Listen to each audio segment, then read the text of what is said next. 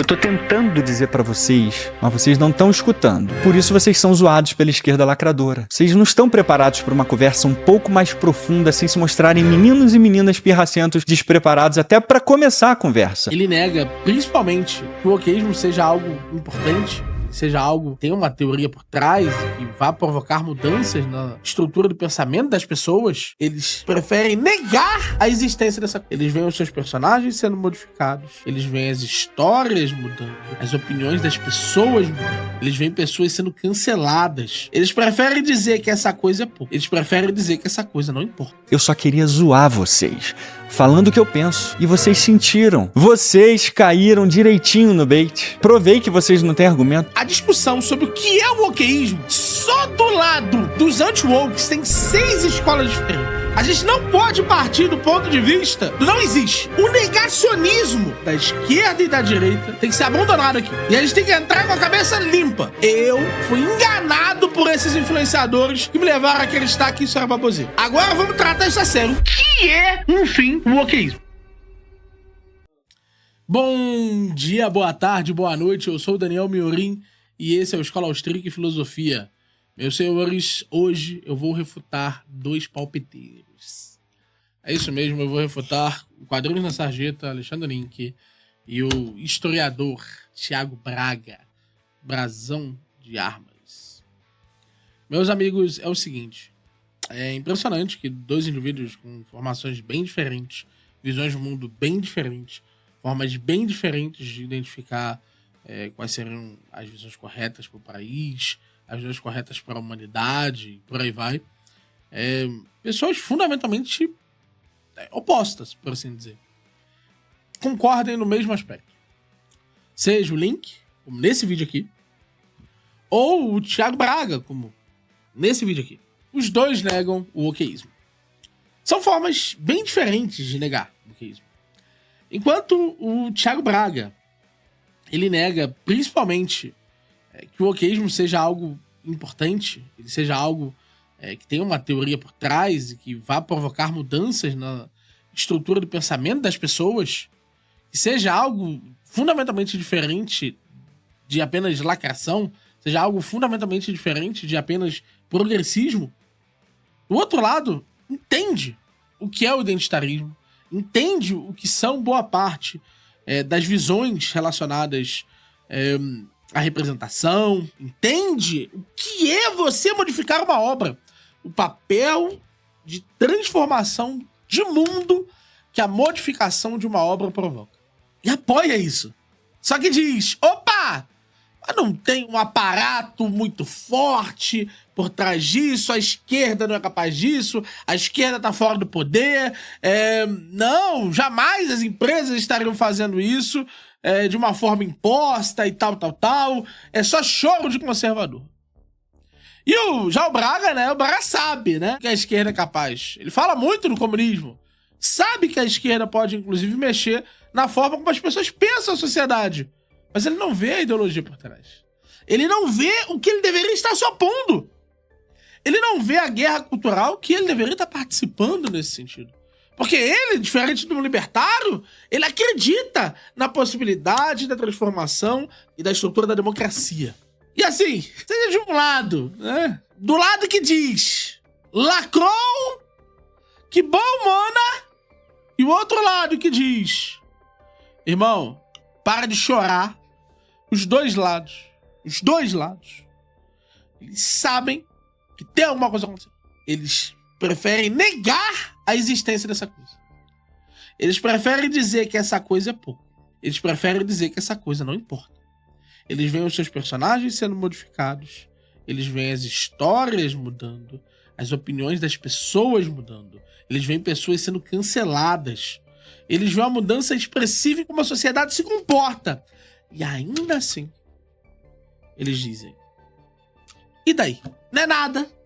Não é comigo. Não tenho nada a ver. Entendam uma coisa.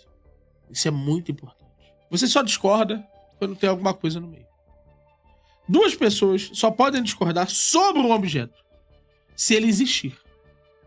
Não existe discordância real sobre os unicórnios. Não existe discordância real sobre fadas. Não existe discordância real sobre gnomos. Eles não existem. Mas existe discordância real dos dois. E mais do que isso, existem escolas. A discussão sobre o que é o wokeísmo, só do lado dos anti-wokes tem 6 escolas diferentes. Tem quem defenda que é uma religião secular, gnose, como é o caso do James Lindsay. Tem quem defenda que é uma questão da transformação de 68, são os efeitos de longo prazo de 68, como é o caso do Michael Jones lá com o libido dominante. Tem quem defenda que é um formato da revolução cultural acontecendo no Ocidente, como é o caso do Mike Zhao. Tem quem defenda que é uma questão de como os movimentos sociais começaram a brigar internamente e foram corrompendo as suas teses e as suas práticas cada vez mais em um mecanismo impróprio. Não é que o woke não exista para eles. É que o woke é a parte imprópria, é a parte que é lixo dos movimentos sociais legítimos existentes. Tem quem defenda, cara, que seja marxismo cultural. Aqui no Brasil tem muito. O Jordan Peterson defende lá fora, o Douglas Murray defende, o Ron DeSantis. Uma porrada de gente defende que é marxismo cultural. Aqui no Brasil, por exemplo, a Patrícia Silva faz um trabalho sério sobre o woke, mas defende que é marxismo cultural. Marcelo Andrade defende que é marxismo cultural, uma galera defende que é marxismo cultural. E por último, tem a galera que tá com o Jonas Bressan. Eles defendem que o wokeísmo é uma mistura de justiça social. Sim, é justiça social. Aquela que foi defendida pela Igreja Católica. E, simultaneamente, pós-modernismo. E como que elas se juntaram? Como que eles chegaram em algo assim? Como que isso se tornou algo real na sociedade? E quais são os efeitos disso? Eu vou explicar nesse vídeo o porquê boa parte das nossas visões, boa parte daquelas coisas que a gente acredita hoje, sem se perguntar, tem alguma origem no wokeísmo. E como o wokeísmo se transformou em algo quase permanente na sociedade. Para isso, a gente vai ter que fazer uma jornada grande. Porque eu vou ter que explicar para você quais foram as escolas que levaram ao wokeísmo. Eu vou ter que te explicar a definição de wokeísmo. Eu vou ter que te explicar muita coisa. Eu vou ter que explicar, por exemplo, quais são os métodos do wokeísmo. Eu vou ter que te explicar quais foram os autores que foram deturpados pelo wokeísmo. Eu vou ter que te explicar o que é a Sweet Baby In. Eu vou ter que te explicar qual é o papel do ISG, do DEI nesse processo todo. Eu tenho infinitas coisas para te explicar, cara.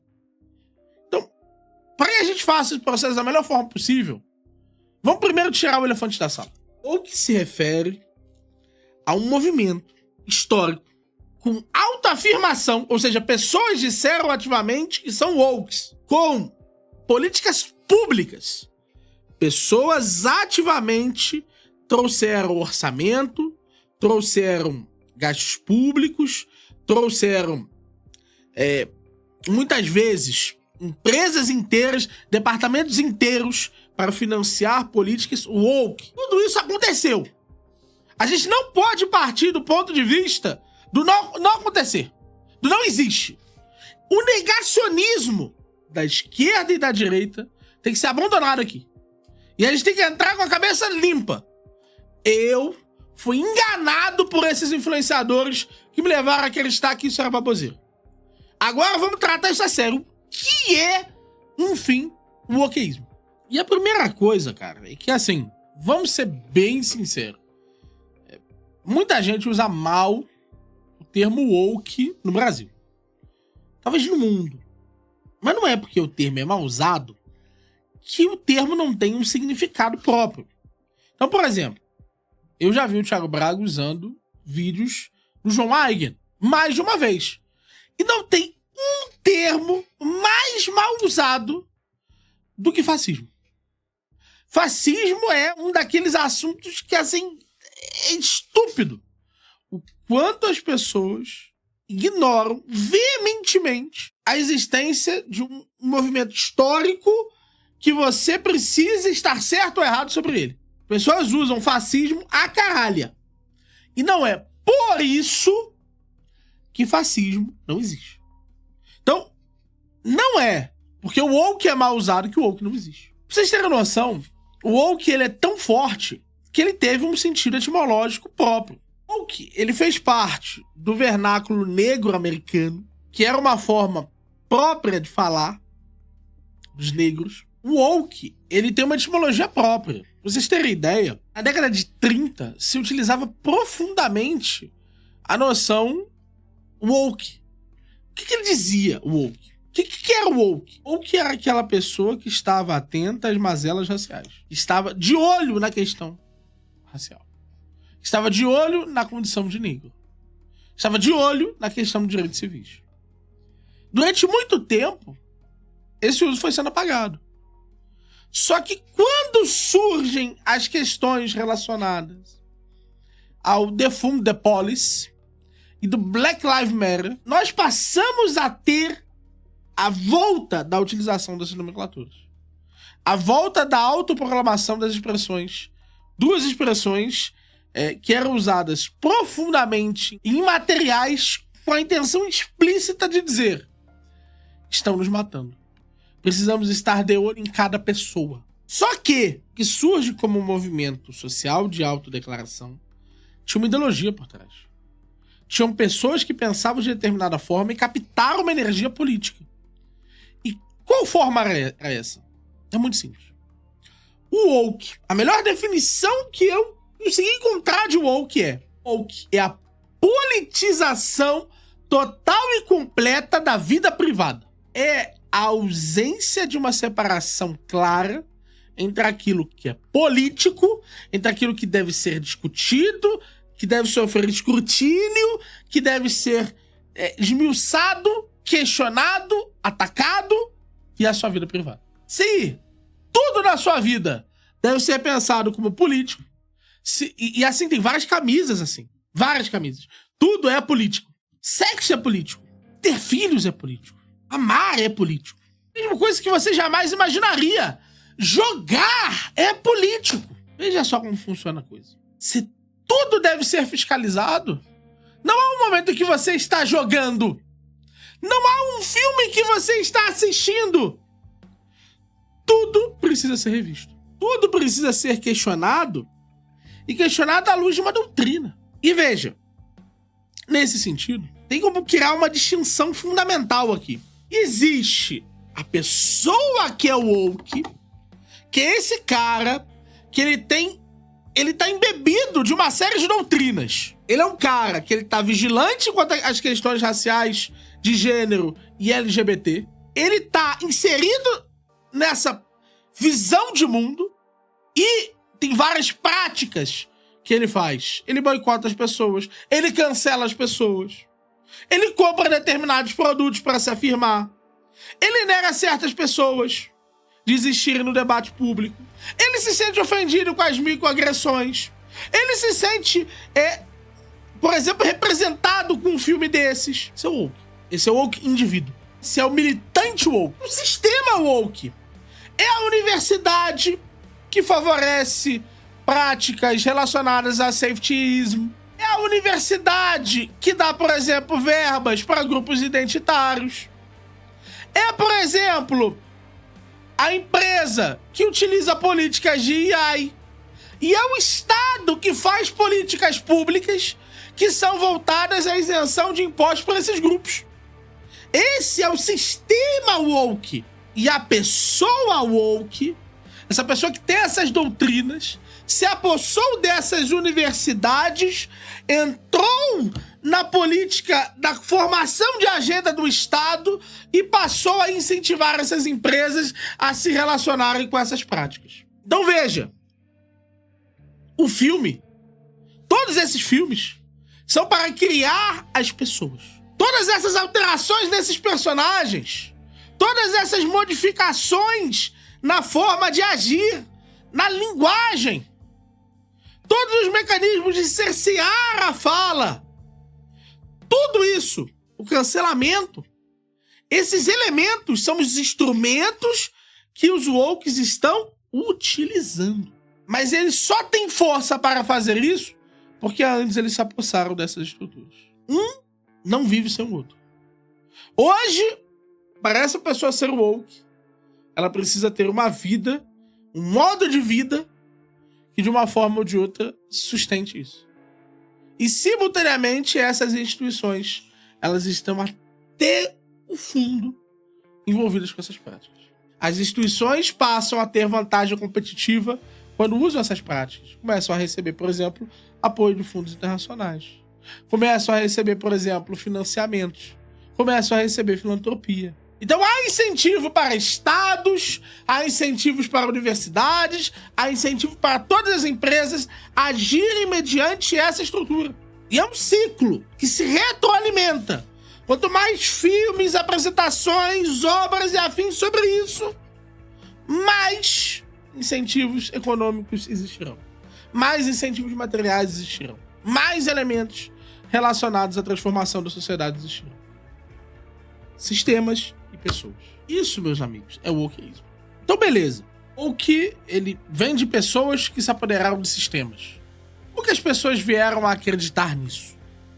Como que elas vieram a acreditar em ideias tão estranhas como a ideia de que a sociedade é eminentemente racista, de que as minorias estão sendo destruídas pela sociedade, que a sociedade é patriarcal, que boa parte das possibilidades sociais das pessoas são interpretadas por lentes racistas, machistas e homofóbicas? Como é que, por exemplo, você radicalmente mudou a visão acerca da transexualidade? Como é que todas essas coisas aconteceram? Qual é a gênese disso? Bem, eu vou ser muito sincero com vocês. Todo mundo que ficou falando que isso era marxismo cultural atrapalhou um pouco. E não é por mal, tá? Eu não tô falando mal da professora Paty. A professora Paty é uma professora extremamente competente. Foi ela que me apresentou um dos conceitos mais vitais pro feminismo. Ela que me mostrou que o feminismo não vive sem aborto. Não é possível ser feminista e não defender o aborto. Assim, a visão dela é muito aguçada sobre as questões. A visão dela é muito profunda sobre isso. Ela entende muito a questão feminista. Ela entende muito esses debates de gênero, de raça, esses debates com a galera LGBT. Entende? Debate queer. De fato, ela tem cacife intelectual. Mas desse cacife intelectual, nós não podemos privar que ela esteja certa nessa discussão. Porque é muito mais razoável que o marxismo cultural ele ou seja um fenômeno que ele nunca se manifestou de uma forma clara e direta. Então, nesse sentido, nunca houve uma reunião em torno dos temas culturais por parte dos marxistas, como eu acredito que tenha sido. Eu acredito que surgiu o chamado marxismo ocidental, mas que o marxismo ocidental ele não é necessariamente cultural. Por não ser cultural, ele não tem a capacidade de descrever ou transcrever boa parte das discussões em discussões sobre ideologia, em discussões sobre literatura, em discussões relacionadas, por exemplo, ao modo de vida das pessoas. Por exemplo, eu vejo numa Sociedade do Espetáculo, por exemplo, uma apresentação ainda eminentemente marxista. Psicologizada, mas marxista. Então, assim, mesmo concedendo o máximo de gentileza e inteligência para o professor Marcelo e tantos outros, eu vou ter que discordar. O wokeísmo é, basicamente, moldado em torno do pós-modernismo. E como surgiu o pós-modernismo? Como que a gente chegou até lá? Como que a gente chegou no tipo de ideia que abomina de forma direta a própria noção de uma verdade objetiva? Como que a gente foi a ciência mais complexa que o mundo já viu? Ideais sendo transformados em ideias, de mecanismos sociais sendo interpretados como similares à física. Como que a gente foi disso para o pós-modernismo? A resposta é simples. Foi um processo. E esse foi o processo de erupção da linguagem. Vamos começar pela antropologia. Não só porque os estudos da Margaret Mead, por exemplo, são extremamente importantes e boa parte dos teóricos woke vão fazer uma ou outra menção à mídia. Mas vamos ficar na parte mais humilde. A antropologia adotou o chamado relativismo cultural como método. O que é antropologia? É o estudo dos povos. É o estudo do homem como um ser que constrói tribos, cosmos e significados. Nesse sentido, a ideia era: eu devo estudar aquilo que é externo ao meu cosmos. O meu cosmos existe, ele é estudado pela história, ele é estudado pela sociologia, ele é estudado pela política, pela filosofia. Só que eu preciso ir para além. Eu preciso olhar aquilo que possui uma estrutura de significado diferente. E a antropologia foi essa ciência. Só que essa ciência ela tinha que ter um cuidado, que era o de não tentar interpretar os moldes e as estruturas de outra sociedade com as lentes da minha. Se eu faço isso, eu contamino o objeto. Se eu, por exemplo, eu vejo uma determinada prática e eu chamo de casamento, duas pessoas se juntando. Digamos que eu estou no século XVIII, eu vejo duas pessoas se juntando em uma tribo, eu chamo isso de casamento, porque quando duas pessoas se juntam na minha sociedade, isso é casamento, um homem e uma mulher que eventualmente fazem sexo, eu posso estar relatando um processo verdadeiro do meu ponto de vista, mas esse processo pode não ter nada a ver com sexo. Pode não ter nada a ver, inclusive, com o casamento. Ele pode só, eventualmente, ter sexo. Ele pode ser um outro fenômeno. Ele pode ser, por exemplo, uma gruta espiritual que as pessoas se envolvem. Eles podem ser, por exemplo, jogos que, de uma forma ou de outra, utilizam certos compostos de sexualidade, mas que não representam um casamento, de fato. E aí, outra coisa recebe o nome de casamento naquela sociedade. A outra coisa deveria dar essa estrutura. Pode ser o caso, por exemplo, que determinada prática, por exemplo, de ensino, ela não seja feita pelo indivíduo mais capacitado, mas ela seja feita pelos indivíduos mais menos capacitados da sociedade, mais próximos das crianças, invertendo a lógica ocidental. Pode ser que, por exemplo, conhecer seja dado aos místicos. E aí a criança não vai ter acesso ao conhecer místico. Muita coisa pode ser. Então, a antropologia precisava olhar para as outras sociedades com cuidado. Pra vocês terem noção, para usar um exemplo real, o Classe 13, por exemplo, Pierre Classe 13, ele descobre que, do ponto de vista das sociedades latino-americanas, boa parte das formulações latino-americanas não tinha um Estado. A sociedade contra o Estado. Boa parte das formas de aceitar e entender o mundo islâmico passam... e aí tem muitas apresentações possíveis, né? A boa parte das formas de entender o mundo islâmico passam por aceitar que lá eles têm uma relação muito mais íntima com a noção do que é místico do que a gente. Então pode ser que muitas coisas tenham explicações místicas. Por exemplo, a própria noção da relação dos vizinhos no islamismo. Então, assim, é perfeitamente possível que você tenha ganho cognitivo real em abstrair-se um pouco da sua sociedade. Só que dessa postura vem um grande mal. O relativismo cultural. Porque o relativismo cultural, ele foi para além da estrutura metodológica. A tal ponto que a gente começou a dizer que essas sociedades, elas eram iguais às nossas, em termos morais. Não havia uma sociedade superior a outra. Não havia a ideia de que nós temos práticas culturais melhores do que, por exemplo, uma tribo que faz mutilação genital. Imagina que nós temos. A verdade é que nós somos superiores. Mas, quando você começa a focar nisso, a olhar para isso, opa, aqui você não está sendo neutro verdadeiramente. Quando você começou a fazer os diagnósticos, as pessoas começaram a ser acusadas de não serem verdadeiramente científicas. Misturou-se as duas coisas. A postura do relativismo cultural, ela deveria ser apoiada. Deveríamos tratar as culturas mediante a forma como elas se apresentam. Do ponto de vista cognitivo, é ok. Mas o efeito real, a gente vai ver muito isso o efeito real era muito diferente. Por exemplo, estruturalismo. Levi-Strauss, ele tratava tudo como sistema. Ele dizia que, por exemplo, o casamento... Isso muito influenciado por figuras como o Durkheim, né? O Durkheim, ele descobriu que o suicídio não era puramente individual. Ele descobriu que muitas vezes os índices de suicídio eram modificados de acordo com certas variantes sociais. Então ele também era um fenômeno social, ele era um fato social. E como fato social, é evidentemente superior à análise dele do que de um suicídio em particular. A gente pode evitar um suicídio em particular.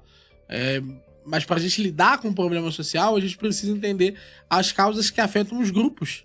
Porque não há psicólogos o suficiente para identificar ou resolver todos os dilemas que poderiam levar as pessoas a se matarem.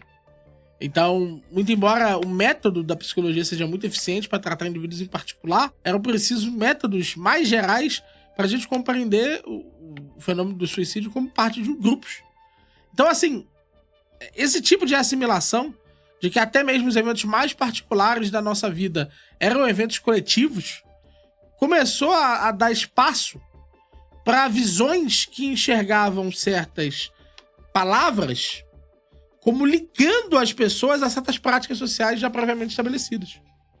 Então, você não tem só o grupo e o fato social. Você faz, inclusive, adesão a certas estruturas. Por exemplo, quando eu caso, não é que eu estou casando em particular. Eu estou casando no coletivo também. Não é apenas que eu estou casando no particular. Porque eu serei influenciado pelos mesmos elementos que afetam o coletivo. E eu passo a enxergar a sociedade como sendo o resultado de um conjunto de leis de interação dessas estruturas. Dado um comportamento de dada estrutura, nós teríamos uma certa consequência social. Entendem? E agora, ao invés de você ter que avaliar o casamento como um fenômeno único, por exemplo, em cada país, você tem uma estrutura para generalizar. Então você começa a tratar o elemento de sociedade como algo que poderia ser, inclusive, modificado. Porque se você conhece as leis internas, você conhece suas negações. Se você conhece os fundamentos que estruturam e organizam o pensamento, você poderia conhecer aquilo que o modifica. E é por isso que o estruturalismo ele vai ser tão importante, até mesmo para visões que não bebiam da sua própria análise. Porque existe uma constância social. Existe um grau de repetição social que pode ser analisado. As pessoas podem olhar para a sociedade com o mesmo olhar clínico que eles tinham para os fenômenos ditos exatos.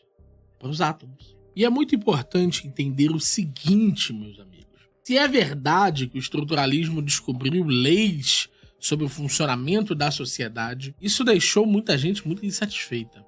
Porque era verdade que se você estabelecia certos padrões semânticos e sintáticos através das palavras e através de hábitos sociais, você tinha leis. Só que, e se esses padrões fossem questionados? O que acontecia? Então, por exemplo, numa tribo. Digamos que as tribos tenham incutido nas pessoas uma ideia moral de que índios devem proteger o lar. Índios devem proteger o lar. Índios devem proteger o lar. Uma frase simples, direta, imediata. A palavra lar desempenha aqui a denominação de tribo. Aonde mora o índio? Na tribo. Eu moro numa tribo específica, a tribo Tapajós. Eu defendo a tribo Tapajós. Mas e se eu mudasse a palavra lar? E se a palavra lar deixasse de significar a tribo onde eu nasci e passasse a significar aonde eu me sinto bem? Uma definição muito mais ocidental, eu diria, da palavra lar. O que acontece com a definição índio deve proteger a tribo? Índio deve proteger o lar. Não é mais índio deve proteger a tribo, é outra coisa. Não é isso? Pela mudança das palavras, nós alcançamos uma mudança no mundo, na compreensão do mundo. Os pós-estruturalistas diriam, pela redefinição dos limites, nós demos uma nova abertura para a sociedade. Estamos para além das estruturas. Vamos renomeá-las, vamos mexer nelas. e trazer uma nova realidade vinda disso. E é uma mudança inicialmente linguística. Mas para fazer isso, foi necessário que um conjunto de ideias estivesse junto. Porque veja só, se o índio acreditasse que ele deve ter um sentimento de amor pela tribo em que nasceu, se ele acreditar nisso de verdade, então ele não vai de forma alguma mudar sua compreensão de lá. Se ele tomar que é verdade que índio deve proteger a tribo, é a melhor forma de defender que alguém deve defender o lar, ele jamais fará essa mudança. Jamais. Agora, se ele colocar em xeque a verdade dessas afirmações, se ele colocar em xeque a própria possibilidade de chegar a uma verdade objetiva, ele colocar em xeque a própria estrutura de análise da realidade, a própria ideia de que nós temos chegado em algo que é completo, e ele continuar buscando uma nova completude que nunca chegará, um novo sistema que nunca chegará, então ele poderá abandonar a tribo. No final do dia, o pós-modernismo é a afirmação insana de que a busca incessante, o nado sem parar, rumo a uma fronteira inalcançável, te traz mais conhecimento do que estar em cima da ilha. Havendo mundo com farol. Ter faróis é visto como superior a ter faróis. E é uma coisa doida, porque jamais no mar você diria isso. Jamais no mar você diria: é muito melhor verificar a realidade usando as minhas próprias mãos e ir atrás das afirmações e das estruturas e novas verdades do que aquele que se posiciona em cima. Não é não conhecendo, não entendendo que o pós-moderno chegará assim em ilhas que aquele homem não chegará. O pós-moderno chegará em ilhas que ninguém rumou ainda. Ele trará conceitos que ninguém ainda pensou. Ele será criativo de formas que ninguém foi ainda. Não é ignorando isso, mas é considerando que o nado individual de um sujeito jamais poderá ser superior do que o nado das tradições e das pessoas e de todo um corpo de saberes que veio antes. É muito interessante que o pós-moderno ele tá sempre olhando para os valores, ele tá sempre olhando para a sociedade, pensando assim, ó, mundo que eu vejo, ele é tão plural, eu devo amar tanto ele, mas a pluralidade que veio acumulada pela tradição e pela tradição do corpo e do cânone ocidental, essa ele não reconhece. Essa deve ser superada. Essa que ele jamais poderia investigar inteiramente em vida. Não há ser humano vivo que poderá explorar o cânone ocidental. É inacessível. Talvez o único indivíduo vivo que pudesse fazer isso seria o João Carvalho, como vocês podem ver aqui, que ele falou que ele leu todos os livros da escola austríaca, que somam tranquilamente mais de 600 mil páginas. Ele já leu tudo. Talvez o único homem no mundo que possa fazer isso seja o João Carvalho, esse palpiteiro mentiroso de Wikipédia.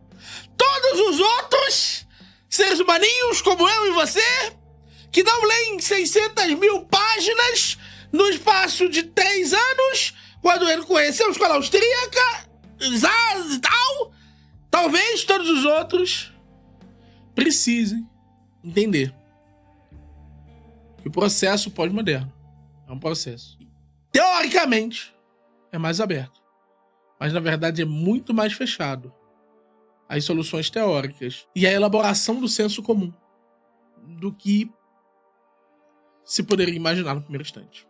E é interessante nesse sentido como os indivíduos que trouxeram esse tipo de compreensão, eles vieram de lugares específicos. São indivíduos com compreensões específicas da realidade. Então a gente tem aí os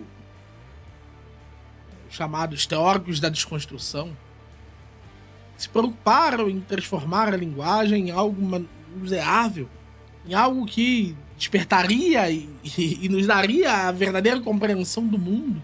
Ao mesmo tempo que a gente vê o Paulo Freire, que tem uma forma de ver a educação como oprimidos e opressores. A gente tem o Fanon, que luta pela luta anticolonial, que defende que a consciência deve se elevar para entender como os mecanismos de terceiro-mundismo provocam certas práticas e hábitos que são desaglutinadores de grupos sociais, ou então como determinados grupos sociais, determinadas estruturas, ao serem desnaturalizadas, fortalecem certas dinâmicas e lógicas do poder. O Said, né, que fala que o orientalismo...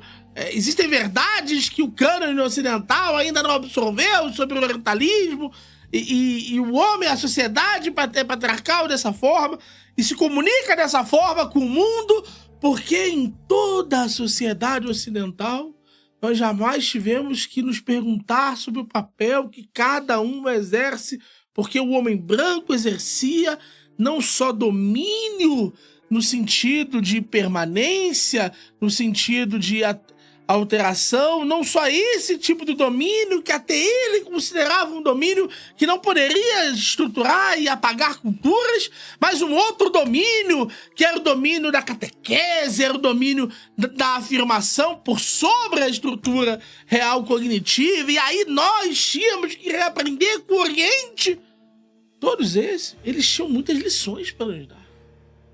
Veja que curioso. Todos os pais do wokeísmo, aqueles que são precursores, são proto-wokes, todos eles tinham, de uma forma ou de outra, visões próprias. E eles tinham, de uma forma ou de outra, algo que questionava a forma de poder estabelecida, a linguagem estabelecida, a educação, questionava a própria consciência, questionava toda a estrutura de compreensão cognitiva que o Ocidente tinha sobre si mesmo. Então, é muito curioso que esses pais que trazem a crítica, o pensamento crítico, eles por si só não estejam fazendo algo genuinamente crítico, novo e inovador. O que eles estão fazendo é algo diferente. Eles estão negando o que tem ali e acabou. É só o contrário. Toda essa compreensão elevada e sofisticada se repete. São mais do mesmo. A abertura que se propôs a vir nunca veio. Ela nunca veio. E ela não virá. Ela não virá. Porque não adianta você tentar em uma vida desbravar aquilo que você mesmo veio a conhecer como sendo o start e os meios. Você apenas negará aquilo de forma diferente. E é o que os outros acabaram fazendo. Por quê? Porque tudo aquilo que não foi diretamente uma negação não se popularizou entre eles. Então eles não conseguem criar um método comum para a afirmação do grupo. A única força vital que ajuda eles a ter uma compreensão genuína e real de mundo é a força vital que vem da negação. E aí, desculpa, Marx era melhor para isso. Aí, desculpa, era melhor o Hegel. Aí, desculpa, era melhor ter ficado lá atrás. E é interessante como que essa galera ganhou tanta autonomia. Eu menciono duas coisas que foram muito importantes para isso. Eu menciono Adorno e Horkheimer, falo sobre a teoria crítica na pesquisa. Né? E a teoria crítica, ela tinha a intenção não apenas de tratar as disciplinas, as matérias, as formas de interação social como podendo ser subordinadas a vários saberes e poder ser subordinada a uma postura crítica, perguntando de onde elas vinham, a quem elas beneficiavam, quais eram as estruturas que elas afirmavam, como elas ecoavam a própria ideia de que, através dessa pergunta, se nós não gostássemos do resultado dessa pergunta, deveria vir uma postura crítica de transformação e modificação do mundo. Então veja que o cientista não se caracterizava mais apenas pelo seu diagnóstico, mas pela capacidade de transformar as coisas. O bom cientista é aquele que é capaz de modificar o comportamento. Mas isso, afinal, é ciência. E é interessante que em Plekhanov, Gramsci, Laclau, Chantal Mouffe, esses grupos, eles foram apoiados. Através de um conceito chamado hegemonia, os marxistas deram ferramentas teóricas para esses grupos. Ampararam suas ideias com dinheiro, ampararam suas ideias com mecanismos de luta e enfrentamento, ampararam suas ideias principalmente com sangue, onde elas não eram ainda aceitas, deram parte do espaço institucional apenas para serem mordidos por esses mesmos wolves. Porque é lógico, é óbvio, que em algum momento o próprio marxismo ia ser fruto desse eterno nadar. O próprio marxismo ia ser questionado. Não estavam todos rumando para o farol marxista. Eles estavam rumando para o nada, para o alto mar. Foi isso que aconteceu. E é óbvio, a gente começou a ter o processo de deshomogeneização da esquerda. E aí a esquerda agora sabe criticar o wokeísmo.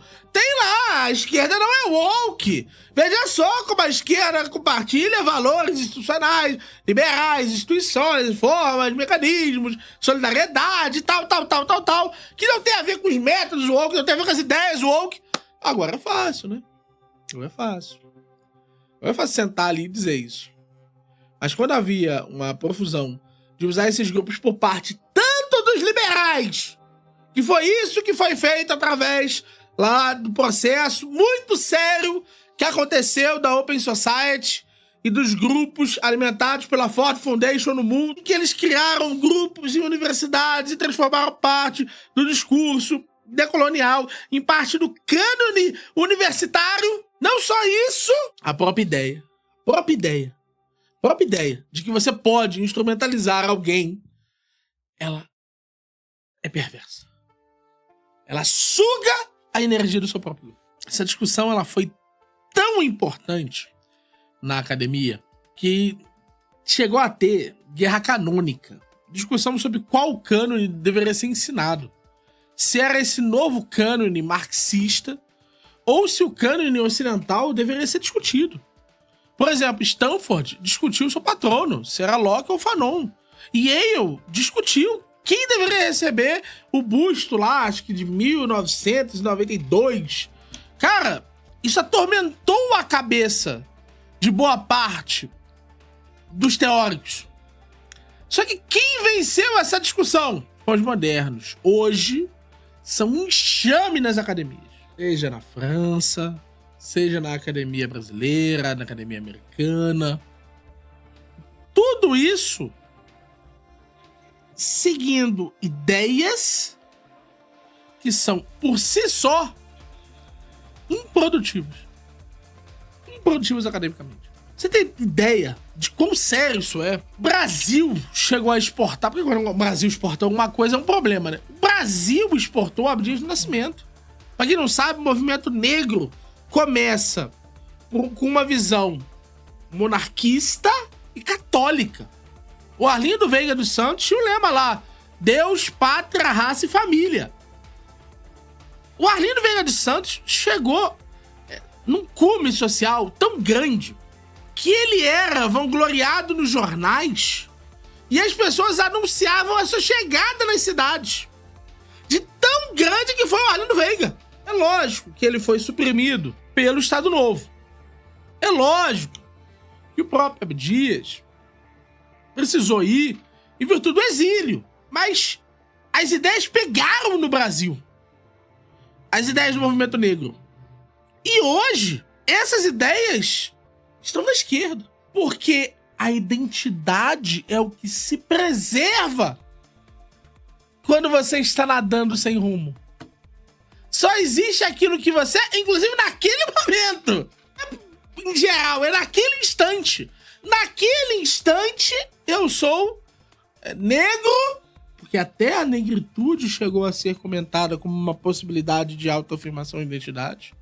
Isso foi uma coisa que foi rejeitada depois, mas se conversou sobre o sentir-se negro. Sou gay, sou gordo, magro, todos esses elementos, todas essas questões de identidade, elas têm que ser o elemento central do Todas essas identidades, elas precisam ser o ponto de partida.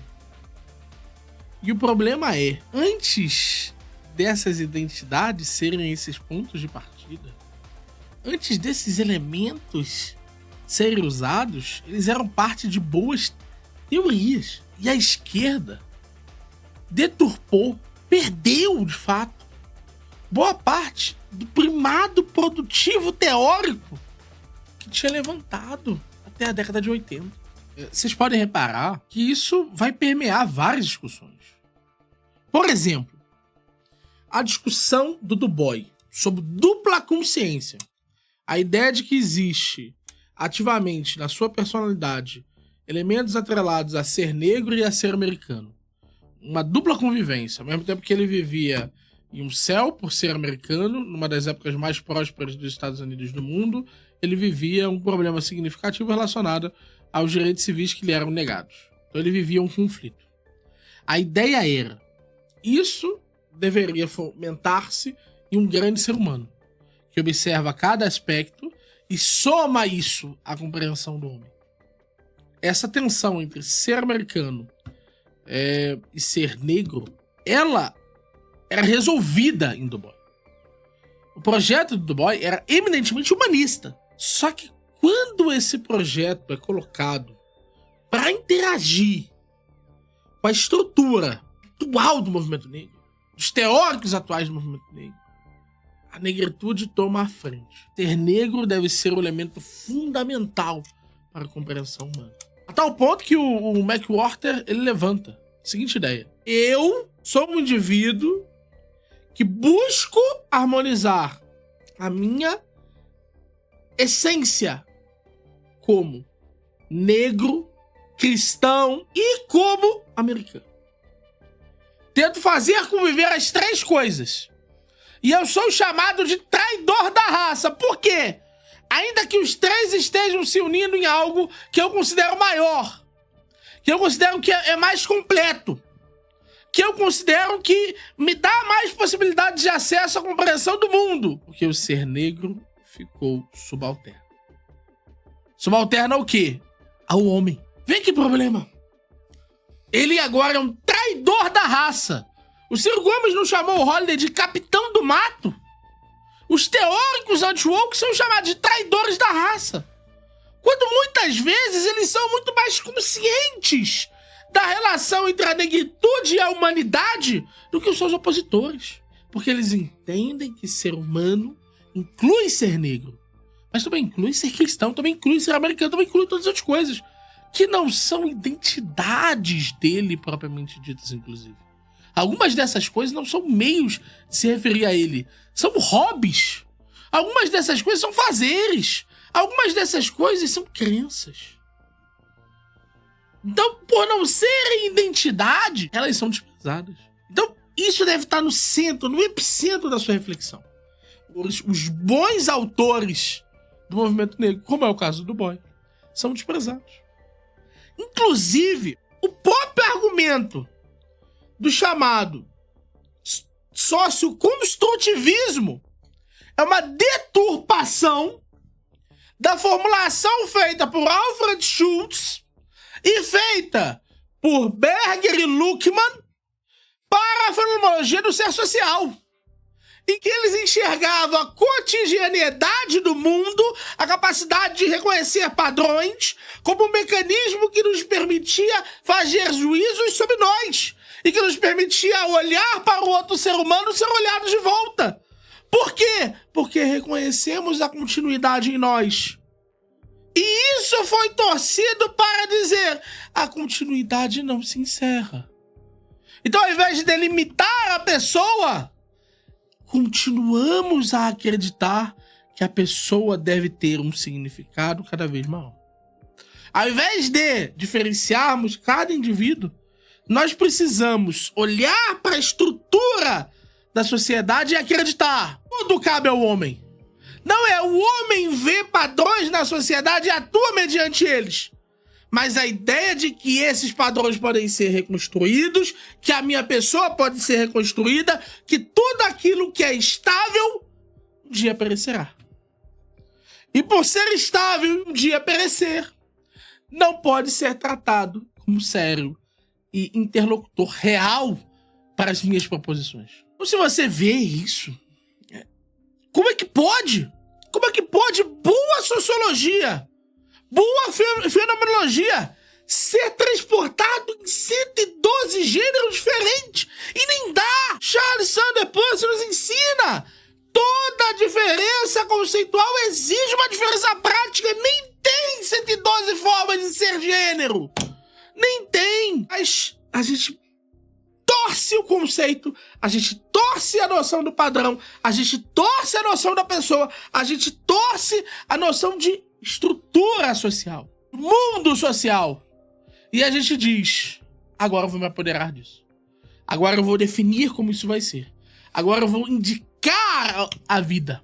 E nesse sentido, toda tentativa de afirmar aquilo que já era é tido como um princípio organizador arbitrário. É tido como uma espécie de essencialismo. E a pior ofensa que você pode acusar alguém, vida de um woke, o woke pode fazer a alguém, é chamá-lo de essencialista. O que quer dizer isso?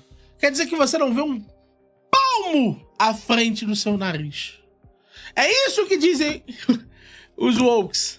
Mas não é. Inclusive, os próprios pressupostos teóricos daquilo que foi sendo construído, eles foram desembocando lenta e progressivamente nesse tipo de ideia. Só que se esses foram os fundamentos teóricos do wokeísmo, o wokeísmo também carrega consigo fundamentos práticos eminentes. Qual que é o primeiro fundamento do wokeísmo? A chamada teoria do ponto de vista. É ela que cria o chamado lugar de fala. A ideia é o seguinte, uma ideia que começou muito forte com Lukács. Lukács dizia o seguinte, senhores: o proletariado está mais próximo da verdade. Por quê? Porque a realidade é eminentemente material. Os meios criados para entender a realidade, os mecanismos que nós utilizamos para suavizar a experiência humana, aqueles que fazem parte da superestrutura, eles alienam as pessoas da realidade fática. Nesse sentido, o proletariado está mais próximo da estrutura cognitiva necessária para entender o mundo. E mais, havia uma proximidade teórica para uma formulação cognitiva no proletariado e no Lukács. Em Harding, isso se torna uma objetividade. Veja, um entende melhor o mundo, mas Marx também entende melhor o mundo. Engels entende melhor o mundo e nenhum deles é proletário. Ou seja, era um privilégio do proletariado. Aqui, ele se torna um único meio em Harding, o único meio de compreender a verdade. O único que tem acesso aos meios objetivos de compreensão da verdade são esses. Esses que são minorias. E aí, é daí que vem a noção de haver um ranking de opressão.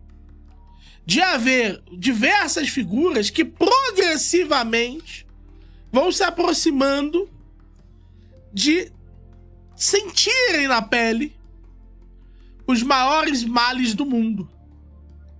Então, para eles, ser negro é um mal. Um mal que se conhece o quê? Na pele. É algo que, pela própria característica daquele grupo, o grupo está cada vez mais próximo de formular ideias verdadeiramente universais. Ideias que poderiam verdadeiramente atender a todos. Então, se o indivíduo é branco, ele não tem como acessar a negritude. Se o indivíduo é cis, ele não tem como acessar a externalidade. Ele não tem como acessar aquilo que é desviante. Ele não tem como acessar o queer, aquilo que é estranho a ele. Se o indivíduo é homem, como ele acessará o que é ser mulher? E os níveis vão se estendendo. Então a mulher negra, ela tem acesso a um ponto de vista que é único para ela e que é mais objetivo que os demais. Por quê? Porque os demais vivem na realidade branca, patriarcal, homofóbica. Ela tem níveis, a tal ponto que um grupo pode subjugar o outro. Um grupo pode dizer ao outro: cale-se, aqui é o meu lugar de fala. Aqui é o lugar onde eu sou objetivo e você não é. Então a sociedade toda deveria ser formulada por cada vez menos pessoas. É o anão, trans, negro, que tem, na sua visão, uma deficiência, nasceu num pequeno país latino e agora diz ao mundo como o mundo deve ser. Esse lugar pequeno, minoritário, sem grandes pretensões. Ele sobe até o máximo das alturas. É um anão, mas poderia ser uma gorda. Porque a gorda carrega consigo um mecanismo que entende o mundo do gordo que é fora do padrão. Ainda mais objetividade ela teria se fosse uma não gordo trans. Por que eu digo isso? Porque esses graus, eles são assimilativos. Quando você vê, o anão engorda para caber na gorda. Para poder olhar a gorda e dizer: também aqui eu sou o objetivo. E as pessoas começam a se projetar em identidades. A tal ponto que eu acredito que é esse o elemento que cria efetivamente a noção de não binariedade. Você quer poder dizer que é homem e é mulher. Isso é o mais doido. Porque isso alcança um extremo tão grande que você precisa poder dizer que tem as duas objetividades possíveis. É a busca por mais. Por quê? Porque abandonou-se a objetividade no cânone. Porque o cânone foi desprezado. Porque a estrutura teórica e epistêmica da realidade foi desprezada. E a busca por cada vez mais objetividade também é um afastamento completo da realidade. Engordou o anão. O anão pouco tinha a ver com isso. Mas tornou-se trans. Trans para o quê? Para alcançar-se mais próximo da verdade.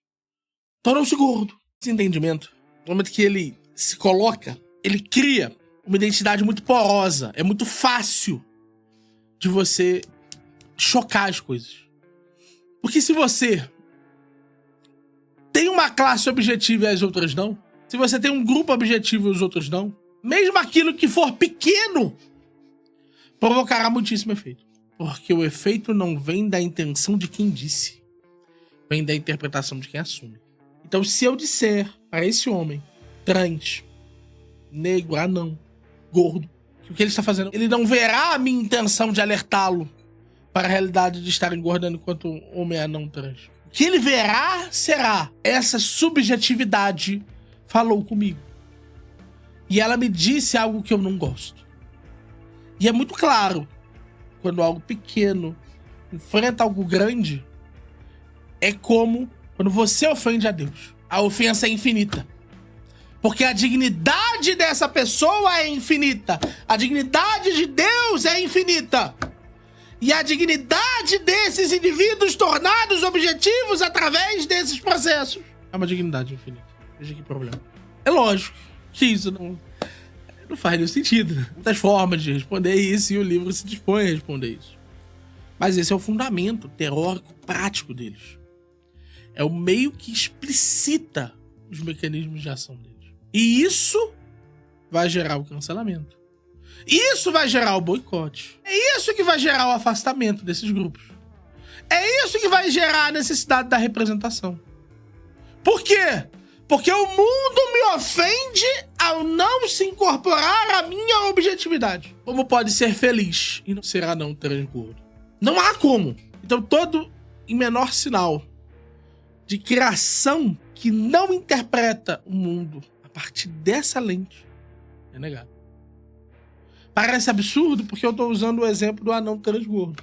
Mas já não há Oscars que possam participar, filmes que possam participar do Oscar, se eles não cumprirem certos requisitos relacionados a gênero, raça, minorias.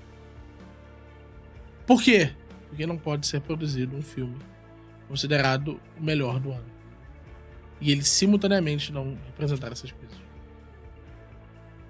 esse anão trans, negro, gordo, tem o poder de implementar isso na sociedade. E aí, meu mano, eu vou dizer que você tem muita razão. Não é ele quem faz isso. Ou que entra na sociedade por um mecanismo. Qual o mecanismo? É muito simples. As pequenas e médias empresas que buscam se associar com o Estado começam a conseguir. Porque o Estado é um parceiro que adora companhia. Essas pessoas, elas estão cansadas da competição. Estão cansadas da disputa teórica. Estão cansadas da disputa de preços. Estão cansados de terem que argumentar, convencer. Eles querem ir para a prática do Estado. No final do dia, essas empresas, elas utilizam-se de recursos do Estado. Concessões, licitações, todo o mecanismo para crescer. Filiam-se umbilicalmente ao Estado. O Estado e elas são uma coisa só. Essas se tornam corporações. Não no sentido fascista original, que é o sentido estudado pelo nosso amigo João Eigen, mas um sentido próximo, que é a atuação ativa do Estado na organização de certas empreitadas. E eles percebem que eles podem criar um mecanismo permanente utilizando essas ideias para que, através de certas regras que só eles são capazes de cumprir, que só eles são capazes de colocar em suas empresas, eles recebam isenções, eles recebam subsídios, eles recebam crédito, eles recebam financiamento. É simples assim, simples assim. O ISG é implementado para deixar que as empresas médias e pequenas não possam percorrer o caminho que as grandes percorreram uma vez. Para que, através do acúmulo da vantagem competitiva, elas criem condições inalcançáveis pelas empresas pequenas. Por exemplo, a ideia de você ter uma pessoa cuidando de política de diversidade na sua empresa. É possível para uma empresa com 4 pessoas? Não. Não é possível. Essa contratação vai falir a empresa. Mas para uma empresa com 400 funcionários é possível. Então, essas empresas se beneficiam desse processo. E eles se tornam imunes às flutuações de preço, às alterações, às modificações sociais. E continuam a vigorar. É o que a gente chama de crony capitalism, o chamado capitalismo de compadrio. E repare, eles utilizam os filmes, as obras, os jogos como parte daquilo que eles precisam cumprir. Então o Estado atende ao mesmo tempo os universitários clamando pela representação, clamando pelo dinheiro, pelo orçamento, e as empresas, ao invés de ter que escolher quem ele vai atender, se ele vai atender a demanda desses grandes empresários que estavam com eles, ou se eles vão atender a opinião pública fomentada por essas figuras e que é responsável por cancelamentos e tem grandes mecanismos de mídia. Não precisa mais escolher, Estado. É isso que disseram os grandes formuladores das políticas ESG. Vamos fazer os dois ao mesmo tempo. E isso é o método, o sistema do wokeísmo. Um filme é woke quando a empresa não vai falir em virtude dele. Por quê? Porque o resultado financeiro já foi assegurado. É por isso que a JP Morgan tem um pedaço da Disney, porra! É por isso que a BlackRock tem um pedaço da Disney. É por isso que a BlackRock tem um pedaço da Marvel. Por quê? Porque essas empresas estão colocadas em mecanismos de isenção. O dinheiro circula por ali. A gente olha nitidamente para essas empresas e vê o quê? A gente vê força. A gente vê a capacidade de juntar fundos e recursos que quase ninguém no capitalismo pode juntar. Bilhões, quase trilhões, empresas enormes, maiores do que você pode conceber. Fundos fenomenalmente enormes. Todos eles sabem que não mudaram de opinião sobre o identitarismo. Eles odeiam tanto o identitarismo quanto odiavam em 80, em 90, em 2000. Só que agora eles encontraram bons motivos para investir nisso. E repare, boa parte dessa formulação, ela é uma formulação vazia. Por que vazia? Porque os pressupostos teóricos para a interpretação das obras, das ideias, eles são formulados fora do contexto das obras e das ideias. As críticas que se faz à jornada do herói não tem a ver com uma história em particular. As críticas que se fazem sobre os papéis e os padrões de poder não se fazem em uma propriedade intelectual específica. Por exemplo, no God of War. Vamos pegar a treta do God of War como exemplo. O que sabe o pessoal da Sweet Baby Inc. sobre God of War? Nada. Tudo o que eles aprenderam foi depois de começar a trabalhar com a obra. Que eles poderiam acrescentar? Quais eram suas capacidades para fazerem, por exemplo, uma consultoria para Santa Mônica? O que é que eles tinham para dizer, cara, você que já tem uma API de sucesso, olha aqui como eu sou bonzão. O que eles tinham? Nada. Não tinham nada. Nada para apresentar. Eles não tinham um estrondoso sucesso de vendas. Mas o que eles tinham? Eles tinham a compreensão das lógicas de cumprir, manifestar, sinalizar, classificar elementos da obra naquelas regras que foram estabelecidas pelo ISG. Sweet Baby Inc. é uma consultoria de jogos de pessoas que não precisam jogar. Porque o papel do okeísmo nas obras surge só depois, bem depois, que a história já está terminada. Que os pressupostos que vão tornar aquilo um sucesso já estão terminados. Eles não precisam fazer parte disso. Eles são apenas as adaptações necessárias para que a história transcorra de certa forma que beneficie esses grupos financeiramente. E esse é o problema do woke. Então quando você fala, Miorin, você tá criticando, mas a história foi um sucesso. Olha quanto ela vendeu. Vendeu apesar disso e não por isso. Você fala, Miorin, mas veja só, é só um pequeno traço. Mas é só isso que precisava para se tornar woke. Para cumprir o seu papel, para ser reconhecido como parte do processo de desconstrução narrativa dos padrões dos jogos, era só uma pequena mudança. E o interessante é que haverá um anão, trans, negro, gordo, que clamará daqui a 10 anos como sentiu orgulho no momento em que God of War Laufrey enfeiou a personagem principal e ensinou ao mundo que padrões de beleza poderiam ser subvertidos, e haverá lá, historicamente, uma fala de Thiago Braga que poderá ser colocado lado a lado. Lado a lado. Será dito: vê, esse homem tem orgulho daquilo que esse outro não viu. Porque isso vai progredindo tão significativamente que os principais críticos do wokeísmo definem o wokeísmo como uma religião. Por exemplo, o McWhorter chama o wokeísmo do terceiro avivamento.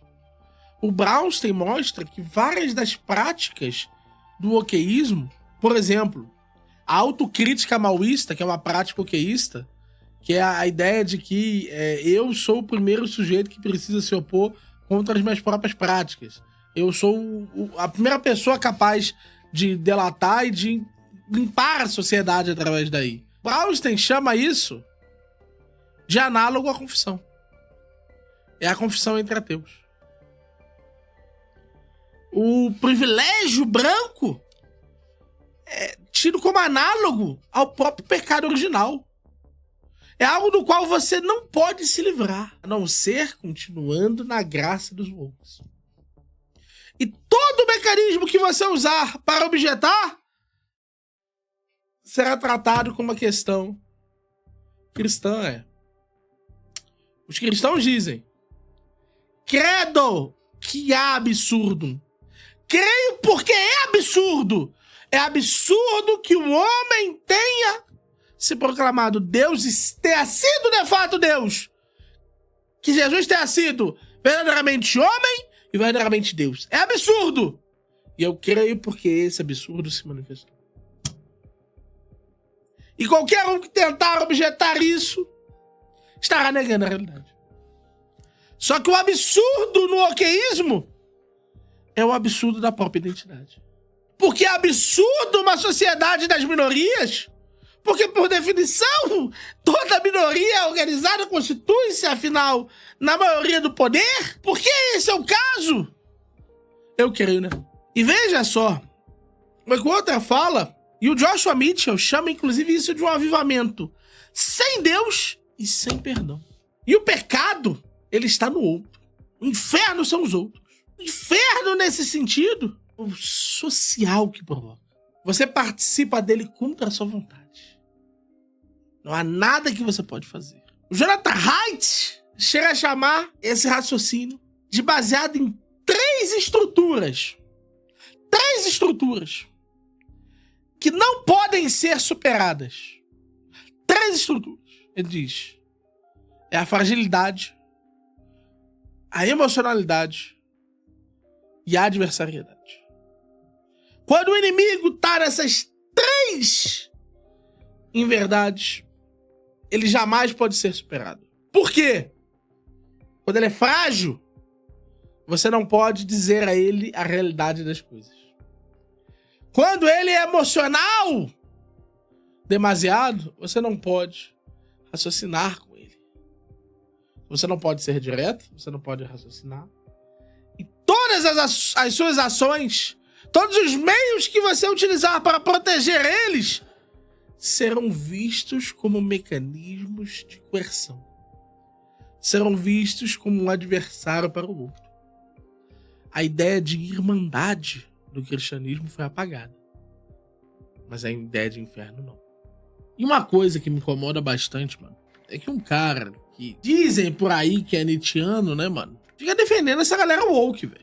Eu recuso o termo cultura woke pelo simples fato de que ele virou guarda-chuva pra qualquer coisa. Quando um conceito, assim como do ponto da esquerda, eu sempre eu falei aqui já falei nessa live, sempre critiquei a noção de lugar de fala. Quando um conceito, ele vira guarda-chuva pra qualquer merda, ele vira um conceito ruim. Isso é uma questão básica que você aprende em filosofia, que você aprende em qualquer campo de estudo, cara. Quando um conceito, ele cabe qualquer merda ali dentro, ele é um conceito ruim, fim. E você tem que jogar fora. Não pode ter apego conceitual, sacou? Quando um conceito, ele se perdeu, ele se desvirtuou, qualquer coisa cabe nele, você precisa de um novo conceito. A ideia de cultura woke, eu rejeito, eu tô falando bem objetivamente, que sem cair em briga, assim, sabe? Porque todo mundo que fala isso são uns merda. Não. Eu rejeito a noção de cultura woke porque ela virou guarda-chuva pra muita coisa. Aí, às vezes, um cara implicou porque tem uma mulher num filme, ele fala que é cultura woke. Porque tem mulher? Porque, sabe? Porque teve um discurso político no filme. Isso é cultura woke? Porra, tem discurso político desde sempre. Porque assim, vamos ser sinceros, mano. O Nietzsche diria que essa galera toda defende a moral do escravo, né? O Nietzsche diria que são o último homem, não o Ubermensch. O Nietzsche diria que são pessoas que foram tomadas pela ordem do mundo. Então, cara, eu não consigo ver motivos, sinceramente, para o Nietzscheano defender isso. Aí ele vai dizer, não, eu fiz um trabalho em Nietzsche e acabou aí, né? Sei lá, porque sob um viés nietzschiano, a condição de superação da própria condição já é, por si só, uma vitória, um novo homem. Onde tá o Nietzsche? O mesmo Nietzsche que chamava os fracos de débeis. Onde que fica esse Nietzsche? Que dizia que se fazer pequeno era se fazer menor. Que era um mecanismo de controle e subversão. Onde é que tá esse Nietzsche? E é interessante, cara, porque essa galera sequer cogita pensar sobre o que os outros têm a trazer. Eles suspeitam do mundo inteiro, mundo todo, só não suspeitam deles mesmos. Eles apontam suas armas, eles apontam seus questionamentos sobre as verdadeiras intenções, eles apontam um certo olhar que desumaniza o mundo, mas eles não estão dispostos a fazer isso consigo mesmo. Paul Ricoeur diria que é o refúgio da suspeita. Ela acusa e consola. O rebanho que surge por meio dessa suspeita suspeitará entre si. É por isso que eles brigam tanto, porque eles precisam enxergar que o outro quer o seu espaço. Porque o outro é tão ser humano quanto. O outro foi tão criado naquela estrutura quanto você. O outro foi tão alfabetizado e educado quanto você. O outro foi tão ensinado e reproduzido dentro dessas dinâmicas opressoras quanto você. Então o outro também é suspeito. O homem branco é suspeito. Mas cada um de nós reproduz racismo, reproduz homofobia, reproduz machismo. Cada um de nós, mesmo mais letrado, ainda reproduz essas coisas. Então, no final do dia, é a dinâmica interna de poder que diz se o racismo que você produziu vai ser criminalizado e atacado e boicotado e cancelado. E nesse grupo, você está o tempo inteiro se perguntando se alguém vai colocar a espada no seu pescoço. E o interessante, cara, é que se essa turma ela é muito consciente, por exemplo, dos efeitos da mentalidade primeiro-mundista nos países de terceiro mundo, por causa da influência do Frantz Fanon, eles não são cientes de que esse tipo de ação, esse tipo de visão de mundo, esse tipo de ideologia woke, quando ela entra aqui no Brasil, ela entra num país que é pobre. Num país que tem problemas que não tem nada a ver com as questões fundamentais que organizam as dinâmicas de poder no país de origem dessas ideologias. Então, por exemplo, muitas das questões decoloniais são debates relacionados principalmente com países africanos.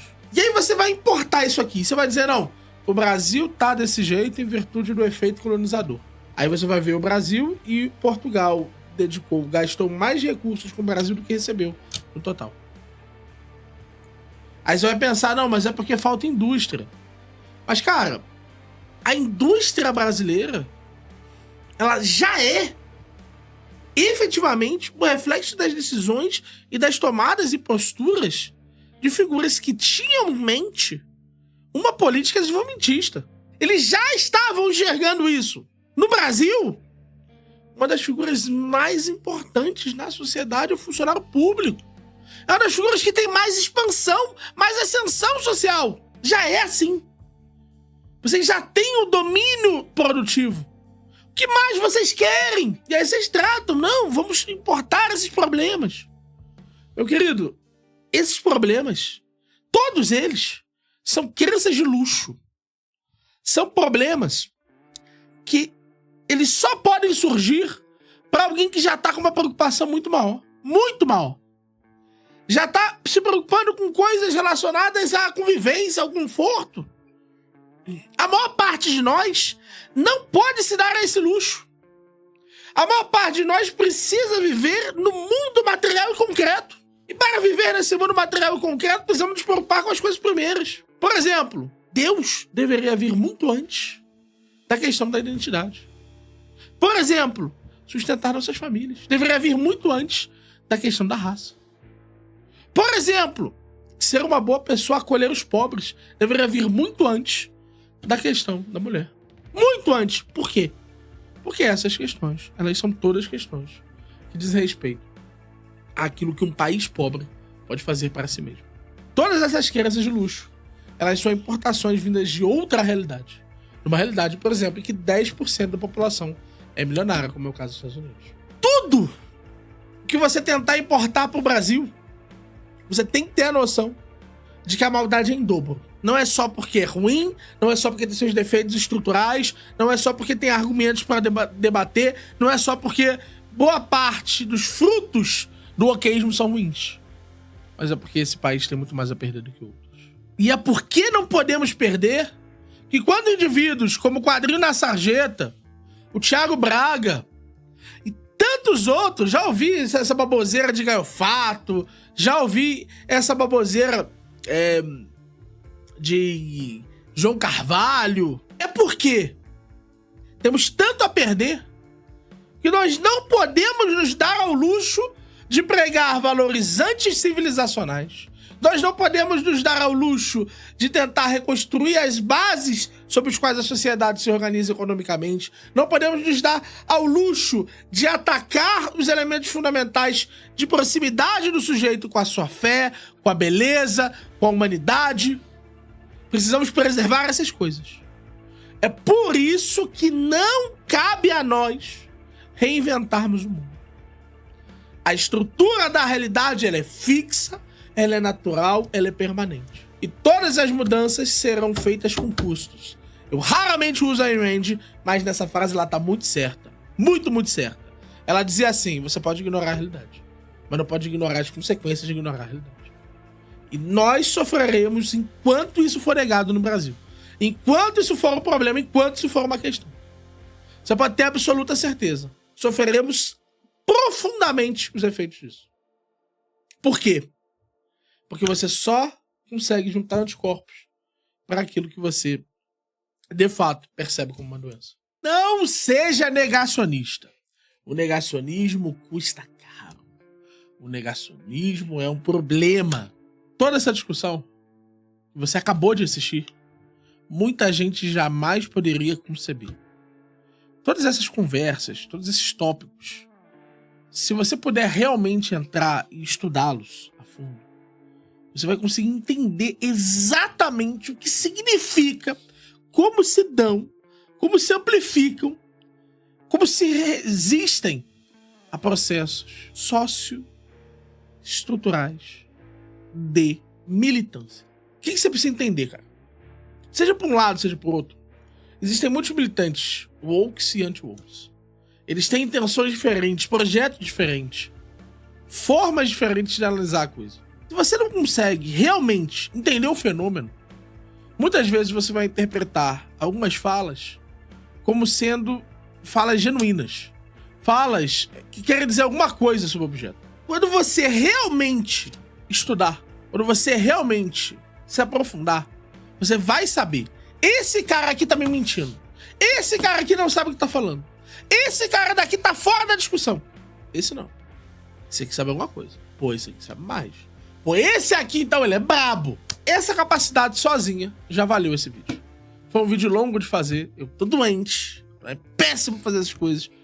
Mas eu espero que eu tenha feito o suficiente pra te iluminar nessa questão. E se você quer saber um pouquinho mais, você quer estudar um pouquinho mais, cara, dá uma olhada nesse pacotinho aqui que a gente fez de e-books contendo temas e discussões sobre o wokeísmo relacionados à geopolítica, relacionados à forma como o Brasil participou dessa discussão, relacionados a questões do identitarismo, relacionados a questões relacionadas à política, a forma como a política se torna o sentido da vida de algumas pessoas, bebendo em Frankl, bebendo em Adler, bebendo em vários autores. É extremamente importante que vocês se aprofundem nessas questões. A galera aqui do Alta Linguagem preparou... A galera lá do Alta Linguagem preparou uma lista incrível e eu vou deixar aqui na descrição o pacote. Eu tenho certeza que vocês vão gostar bastante. E, cara, se você curtiu o vídeo, não deixe de curtir, comentar, compartilhar. Não deixe de se inscrever nesse canal, cara.